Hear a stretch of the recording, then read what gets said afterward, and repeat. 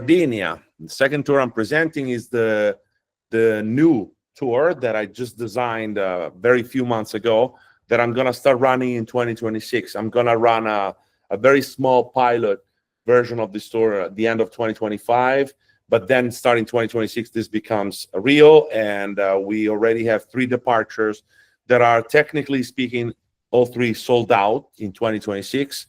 And there's a bunch of friends that are on a wait list for these Sardinia tours with me.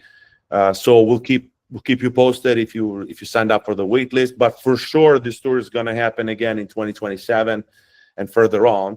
But I don't want to go too far. But anyway, it's a beautiful itinerary, and it's one of my favorite regions of Europe because Sardinia is the second biggest island in the Mediterranean after Sicily by tiny amount. They're basically the same size, Sardinia and Sicily, but it's probably the most isolated of the Mediterranean islands in the Mediterranean world, and therefore their culture in Sardinia says it all. I'll talk about it in a sec, but this is the shape of the island of Sardinia. You see beautiful shape of Sardinia, and as you can see here in Sardinia, we begin from the bottom part of the island, Cagliari. And we spend a couple of nights in Cagliari. Then we stop at several archaeological sites because Sardinia, many people don't know, but when you think of places like Rome, Florence, but even Sicily, you think of 2,000-3,000-year-old history. In Sardinia, you have easily 4,000 or 5,000-year-old history in archaeology. And so it's one of the most ancient cultures of the Mediterranean, with an incredible influence from the Arab culture, from the Spanish world, from the French world, from the local indigenous populations, Roman and Greeks, the Phoenicians and the Carthaginians settled for centuries in Sardinia. So it's an incredible ancient melting pot, but it's very isolated, unlike Sicily or other islands that are almost connected to the mainland. So if you want to experience Sardinia, you have to enter the mindset of the island people. And in fact, you see, this is the map of Italy in red, bottom left, you see where Sardinia is placed. It's not near anything. It's among Italy, Spain, and France, and North Africa. So it's among 4 completely different areas.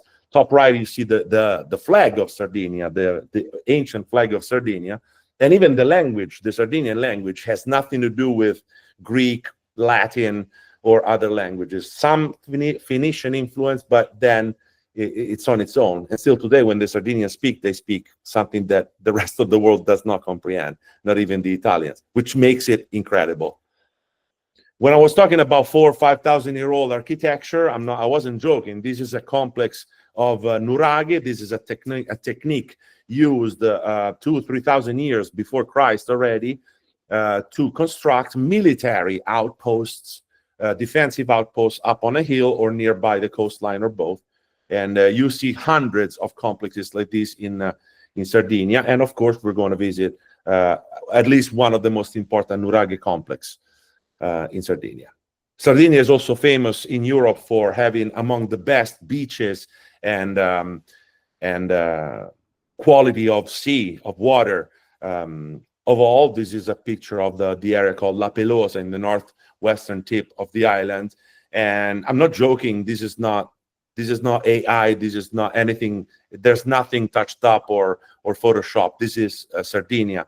I have colleagues here like Karen that can confirm. If you like the beach and you go to Sardinia, then it's hard to go to many other places in the world, because then when you meet these kind of beaches, you're good. You're good to go. You go back to Sardinia. Anywhere north, south, east, west, Sardinia has incredible beaches together with incredible history. So you can have it all together. You swim in a 3,000-year-old watchtower island. A little mix of 3 pictures. Sardinia has also incredible food tradition and spectacular hill towns, some of which are by the water, like this one called Castelsardo, which is an ancient hill town. You see the fortification on top with the more modern, colorful town slightly lower, and then the cliff to the beach. And so, and at the bottom, you have a beautiful view of part of Cagliari, the capital city of Sardinia. Very colorful culture, very colorful people, the Sardinian people. Also, Sardinia is famous in Italy for their incredible cheese, the pecorino cheese. They are famous for their very aged, specially aged pecorino cheese. Pecorino comes from the word pecora, sheep milk. Sheep is pecora, so pecorino is sheep milk cheese. And the Sardinians are masters at making pecorino. As a matter of fact, today, people in the world eat pecorino thanks to the Sardinians, because pecorino was invented in Sardinia.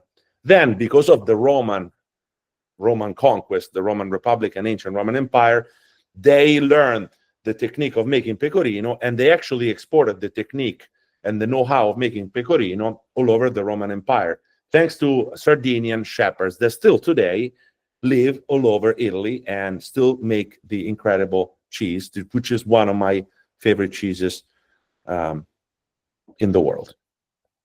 Another picture about their cheese. I thought the cheese deserved at least 2 pictures.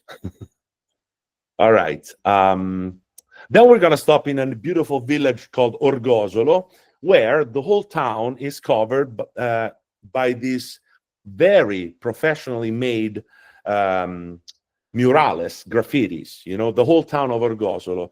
And the murales are spectacular because they are fantasy, but also reproduce ancient scenes of the ancient life in town of Orgosolo. So this is a beautiful graffiti that shows how people used to live and actually still live in Orgosolo. Everybody comes down to the street, sit down on a chair, on a stair, and chit chat while they do their work, like sewing or making a chair or making a basket, and with the typical Sardinian outfits. You see the head covers and the outfits. Orgosolo, it's an incredible stop on our tour. We also, as I mentioned, we see a lot of archaeological sites. This is Tarros, the Phoenician city of Tarros, which we're going to explore on a walking tour, and we're going to be by the beach. So the feel is pretty amazing when you visit places like Tarros. So there's a lot of archaeology, ancient history, but also modern architecture, graffiti, food, music, and so on this beautiful tour.